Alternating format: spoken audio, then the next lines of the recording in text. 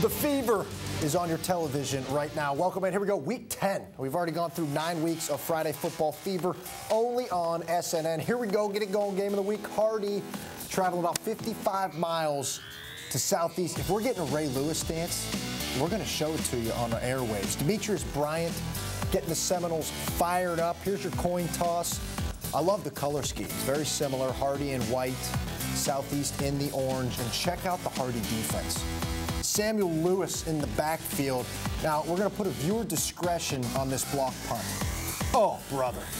That's the defense and the intensity that Hardy was bringing from the Wildcats. Yen Uti was the one that supplied the pressure and planted the punter for Southeast. What did it lead to? An Ellis Hodges 17-yard scamper, 7-0. Hardy on the road, establishing. This is a great play by Malik Huggins. I saw this. I was right there at the line of scrimmage, saw it live. I got to put it in there. It was a big third down. You saw the high snap. Huggins handled it well. Went to Eli Daniels. Moved to the second quarter. And you can't make this up. The man on the tackle right there, Hardy Pace. First name Hardy, last name Pace. High school he plays for, Hardy. Here we go. James Pearson screen pass, Ellis Hodges. Oh, yeah. That makes it 14-0 in the second. And here's the pressure all night long. Malik Huggins was forced out. You see there, he looked left, went through the progression, but when he came back over to the right, did not have time to make the throw. Quentin Lindsay, number 21 on the INT. Let's punch it in. Hardy clinches. They are 8-0. They win the 5A 11 district. 30-6 is your final in that one. Here we go. Justin Robichaux at it. He called it the Cat Bowl.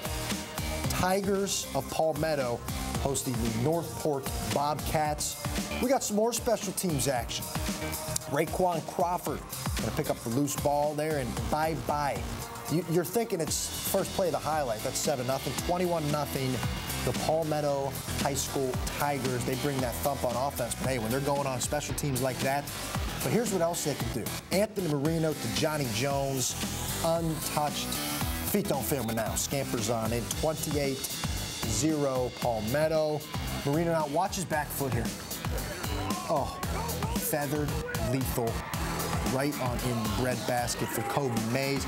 Drop down at the goal line. Good pursuit there by the Bobcats. Try to keep them out. At the time, already 28-0. Here's Corian Brown now. It's a puncher's delight. We're going to get it on in on the right side. Too late getting over there for Northport. Brown will cash it in. Jump to the third quarter. We got 2 plays you have to see. First one, Stephon Johnson. Get out your 0-2.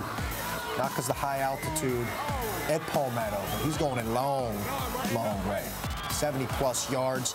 And here we go, LeJontay Wester.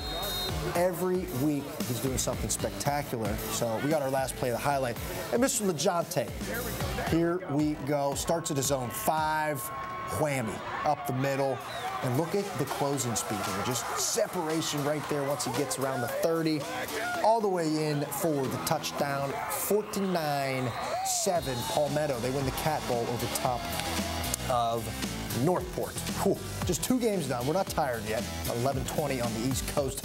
Currently, the Fever's just starting to heat up, but really to get back at that game of the week, it was what we expected. Hardy came out, and the defense was spectacular. I heard about it. They're about 55 miles northeast of us right here in Sarasota, and the Wildcats lived up to it. They were really good. Southeast is a squad that needs to get in that rhythm, and they were finding a little bit towards the latter parts of the first quarter, but just costly turnovers, a couple fumbles and the INT, and the Wildcats looking good, clinched that division right in there. Undefeated, 8-0, and they've had 4 shutouts on the year. Go ahead, Hardy. We'll be back, more Fever right after this.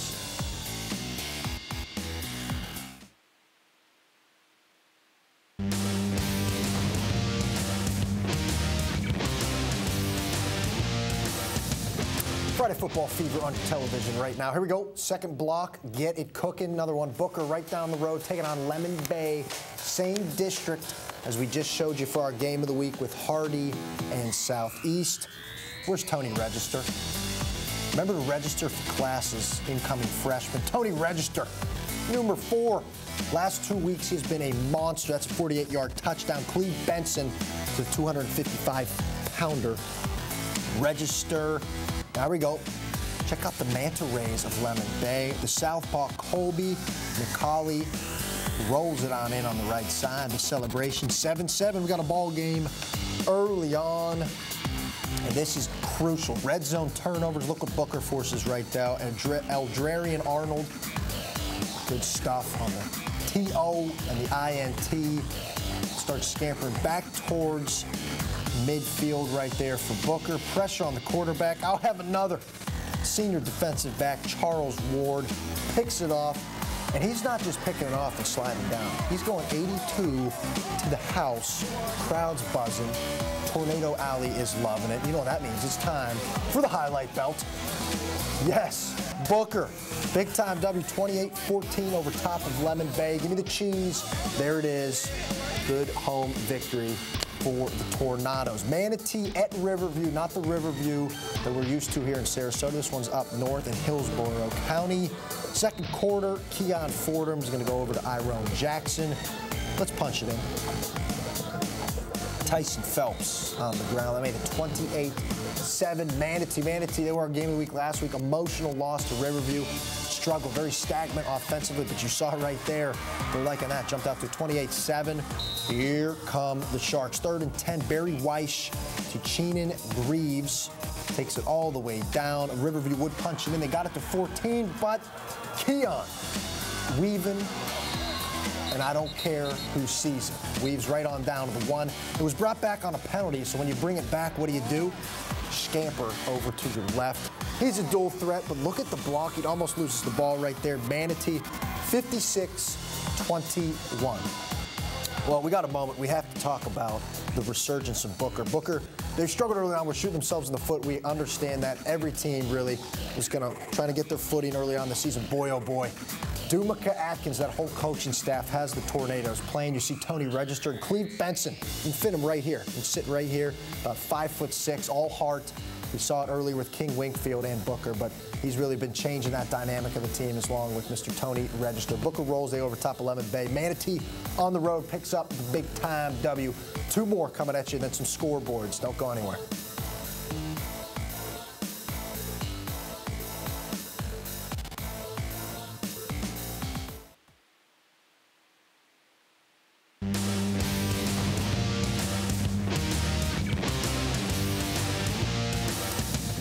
Hey, welcome on back here. We have the defending state champions. They played right down the road at Sarasota. Here we go. Venice taking on the Sailors. Coin toss, and then let's get it on. Venice is going to come off and let the defense flex a little bit here. Danique Mayfield, go up and high point the ball, young man, number 44. Nice little INT, rolls it all the way down in there, right towards the red zone. Hayden Wolf now. Finish it off, young blood. Up, and away, over top. Beautifully done to Cole Kendrick. Made it 7-0 V-Town. Wolf now. Look at the pocket presence coming right into your living room. Oh, yes. Good shot right there. Samantha Sonner on top of it. Getting it done. Gregory punches it on in. That's 12 carries, 121 for Gregory in total. How about this? 35 carries, 223, as you see right there. Driving right on down is Mr. Woofy. 223, 4 touchdowns on the ground for Venice. When the run game gets going for V-Town, it's like a well-oiled Bill Buck Chevrolet going over top of rubble. That's what it's all about right there. Venice just pounding the rock on the ground, and Wolf showing it again now. But the Sailors, and if there's one thing to take away, the Sailors front was a little stout right there. They couldn't get after Wolf a couple times. They were able to pressure him, but he's so big. He's a tree trunk, Ben Roethlisberger type to bring down. V-Town, they get it done 49-6. We'll have more analysis on that. Our special guest coming up later after we get you a couple more games right here. Beautiful night. St. Pete Catholic taking on Outdoor Academy. Defense in plenty. Quentin Williams steps in front of the throw, gets it. Look at this one. Look what I found. Chris Burgess bobbles the ball all the way to the house. And these are my 2 favorite names right here. I'm going to put this. Cornelius Denmark is going to air it out to junior Marco Palagianis. I don't know if that's 2 football players at St. Pete or 2 old wooden ships battling it out in the Atlantic. St. Pete Catholic, 27-14. 14 winners over top of ODA, the Thunder. Here we go, update you. Charlotte 35-0 over top of Cape Coral. Bayshore, and it's odd to see them put up 31 and lose because the defense is real stout. Early on in the season, had a great start, started 3-0. DeSoto puts up 43, gets the big-time W. Braden River blanks Lakewood Ranch 56-0. 3 more for you now. Cardinal Mooney keeps the dream alive, still going undefeated. They win 48-34. Indian Rocks Christian 35-0 over top of St. Stephen's. And Port Charlotte for Island Coast in a 2-score game. Here we go. Welcome back to the set, and our guest, he's back again, kindly enough. I'm back again. You didn't even want me, and I show up on set. Here I am. I'm like a bad penny, man. Doug, you always here breaking it down. Mr. Fernandez from the Herald Tribune. So you were at the Venice-Sarasota game. It's fresh in everyone's mind. Yeah, I was at the Venice-Sarasota game, and the big thing for Venice is that if they win next week, if they beat Palmetto, they win their 3rd straight district title. Venice has never had that in their history. You know, they got out of the gate a little slow. They didn't score on their first drive, and if Venice doesn't score on their first drive, you wonder what's going on. Yeah, sound the alarm. But maybe they played down to the level of the competition a little bit. But you're right. Wolf to Wolf had a touchdown pass. Gregory had a nice game running. Just a good performance by Venice. And if they win next week, they win the district. And there's only 2 more weeks up to the season. So this How season crazy is is really, that? really This is week 10 of our show, but you hit on it. We have to go back to it. Why not hype it up now? We're 7 days out. Palmetto, Venice. Are we going to see a better quarterback matchup in the season anywhere in Florida? No. When I was just talking to somebody in the press box, when you look around the area, there's not a heck of a lot of good signal callers. There's just not a lot of guys who can chuck the football. Yeah. That game will have 2 of the better ones. Obviously, the coach's son. Both teams could put up the points. I'm expecting, 40 to 35 type of game. That's for sure. Yeah. Marino and Wolf cannot wait to get it done. Both those guys, powerful arms. Cannot wait. How about a shout out to Booker? I was going to say 10 seconds left. Give me a shout out to Booker. Booker, they didn't know whether football was stuffed or pumped early in the season. They put Cleve Benson at quarterback, and now they're in shot of possibly winning the district. We were hyping them up. Booker gets it done. Good stuff right there. Back next week on The Fever.